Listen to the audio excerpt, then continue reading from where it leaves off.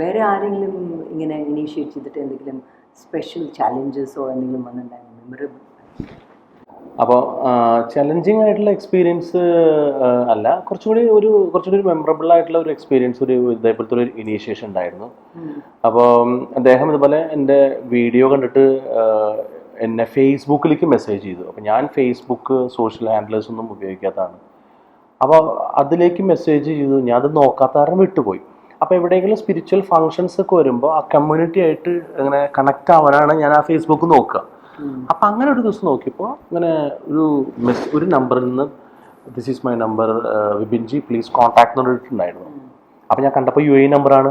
അപ്പോൾ എനിക്കവിടെ വിളിക്കാൻ സുഖമില്ല, ഞാനത് വിളിച്ചു.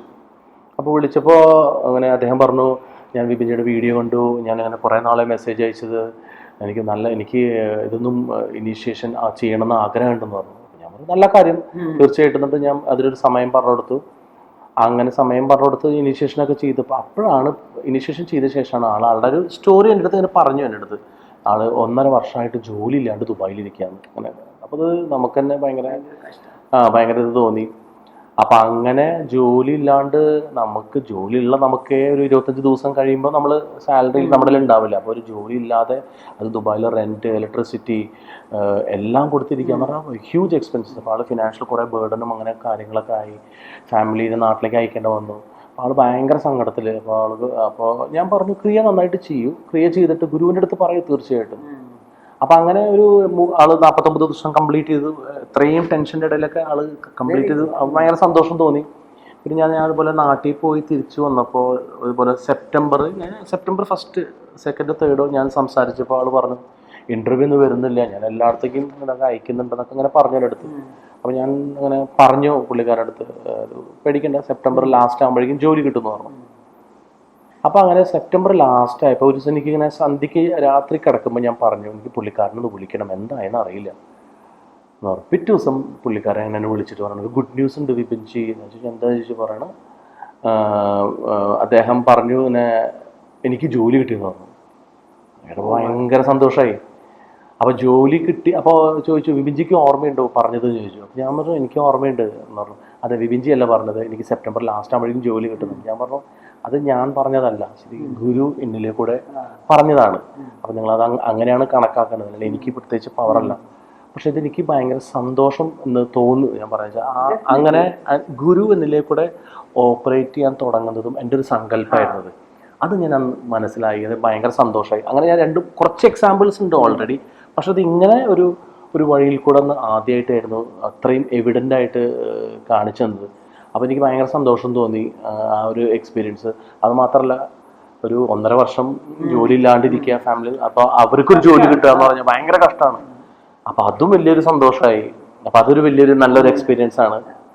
ഇതന്നെ ആലോചിക്കും, നിങ്ങൾക്ക് എന്തൊരു ബ്ലെസ്സിങ് ആയിട്ട് ഒരാൾക്ക് അവരുടെ ലൈഫ് കംപ്ലീറ്റ്ലി ചേഞ്ച് ചെയ്തിട്ട് ഫോർ എ ബെറ്റർ ലൈഫ്. അത് നിങ്ങൾക്ക് ഹെൽപ്പ് ചെയ്യാൻ പറ്റി. അത് നമ്മൾ ഓൾവേസ് ആരൊക്കെയും കൊണ്ട് എന്തെങ്കിലും ചെയ്താൽ നമ്മൾ ഓൾവേസ് നമുക്ക് വിചാരിക്കും ഗുരുവിടെ ബ്ലെസ്സിങ് ഉണ്ടാണ്. അതൊരു നല്ല കാര്യമാണ്, വെരി ഗുഡ്. അതും ഹി വാസ് വെരി സിൻസിയർലി എല്ലാം സുഷുമ്നാക്രിയ യോഗ. തീർച്ചയായിട്ടും. അപ്പോൾ ഗുരുവിൽ നിങ്ങൾക്ക് ഭയങ്കര ഒരു എന്താ പറയുക നിഷ്ഠ ഉണ്ട്. മീൻസ് എല്ലാം നിങ്ങൾ എന്താ ചെയ്യുന്നത് എല്ലാം ടോട്ടലി ഗുരുവിടെ കൈയുണ്ട്. അതുകൊണ്ടാണ് നിങ്ങളുടെ കുറച്ച് എന്തെങ്കിലും അതിനെപ്പറ്റി ഗുരുവിടെ പറ്റി എന്തെങ്കിലും പറയാൻ പറ്റുമോ? തീർച്ചയായിട്ടും, അത് എല്ലാം ഗുരു കൃപയാണ്. ഇപ്പോൾ ബേസിക്കലി ഞാൻ എൻ്റെ ഒരു എക്സ്പീരിയൻസ് ആണ് ഞാൻ പറയുന്നത്. അപ്പം ഞാൻ ഇപ്പോൾ ദീക്ഷ എടുത്ത് ഞാനിതൊക്കെ ക്രിയ ചെയ്യാൻ തുടങ്ങുമ്പോൾ നമ്മളിപ്പോൾ എല്ലാവരും ഇപ്പോൾ നമ്മൾ എന്തെങ്കിലും ദീക്ഷ എടുത്ത് നമ്മൾ ക്രിയ ചെയ്യാൻ തുടങ്ങുമ്പോൾ നമുക്ക് ഗുരുവിൻ്റെ കൃപ കിട്ടുന്നുണ്ടെന്ന് അവർക്ക് എല്ലാവർക്കും അറിയാൻ പറ്റും. അത് ഫസ്റ്റ് ഇനീഷ്യൽ ഡേയ്സിൽ നമുക്ക് ഗുരുകൃപ ഉണ്ട്, ഒരുപാട് ചെറിയ വ്യത്യാസങ്ങൾ അവർക്ക് മനസ്സിലാക്കാൻ പറ്റും. പക്ഷെ എന്തെങ്കിലും നമ്മുടെ ജീവിതത്തിൽ തുടർച്ചയായിട്ട് വന്നുകൊണ്ടിരുന്നു കഴിഞ്ഞാൽ കുറേ കഴിഞ്ഞാൽ ചിലപ്പോൾ അത് നമ്മൾ മറക്കും. അങ്ങനെ ഒരു ഗുരുകൃപ ഉണ്ടാവുമായിരുന്നു. അങ്ങനെ നമ്മുടെ ജീവിത സാഹചര്യങ്ങളുണ്ട്. Exactly, correct.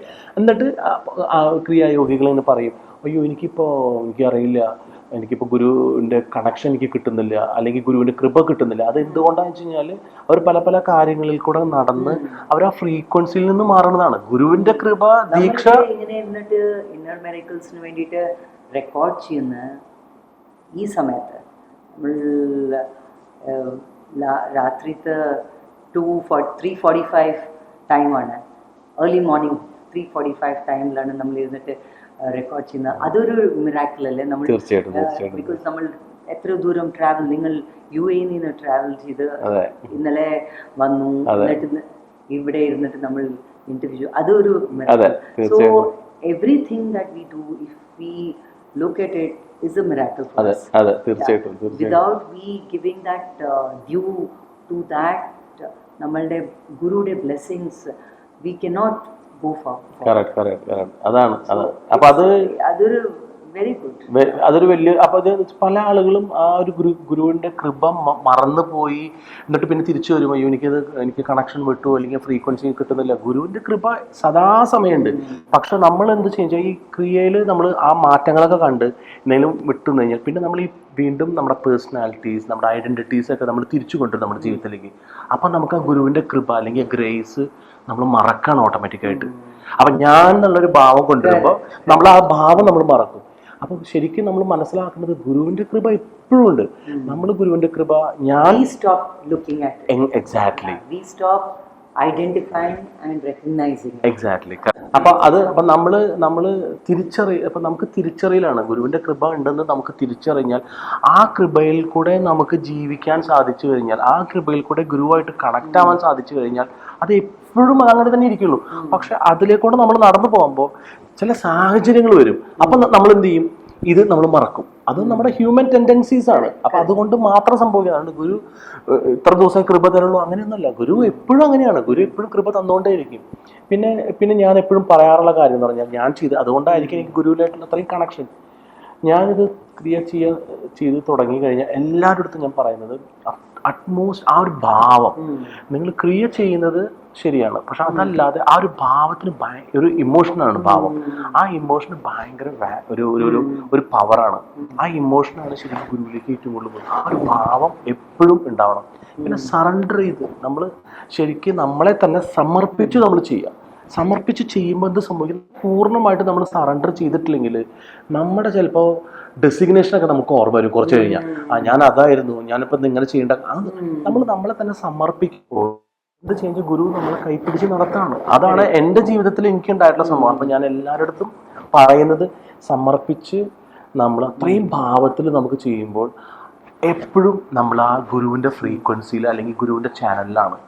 ആ ഫ്രീക്വൻസിയിൽ നമ്മൾ ഉണ്ടെങ്കിൽ പിന്നെ നമുക്ക് എപ്പോഴും ഗുരുവിൻ്റെ ഗ്രേസ് എപ്പോഴും നമുക്ക് കിട്ടിക്കൊണ്ടിരിക്കും. ഇതാണ് ഞാൻ മനസ്സിലാക്കിയിട്ടുള്ളത്. ഞാൻ എപ്പോഴും ആളുകൾക്ക് പറഞ്ഞു കൊടുക്കാറുള്ളത്.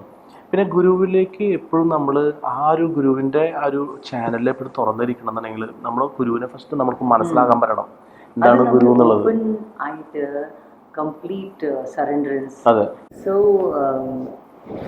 ബേസിക്കലി നമ്മൾ എന്തെങ്കിലും ചെയ്ത് ഈ സുഷുമ്ന ക്രിയയോ മെഡിറ്റേഷൻ ചെയ്യുന്ന സമയത്ത് ഫുൾ കംപ്ലീറ്റ് 100% കൊടുത്താലേ ആ സമയത്ത് ഗുരു നമ്മളെ ഈസിലി കംപ്ലീറ്റ്ലി എടുത്തിട്ട് ചെറിയ കുട്ടീനെ മാതിരി നടത്തിക്കൊണ്ടു.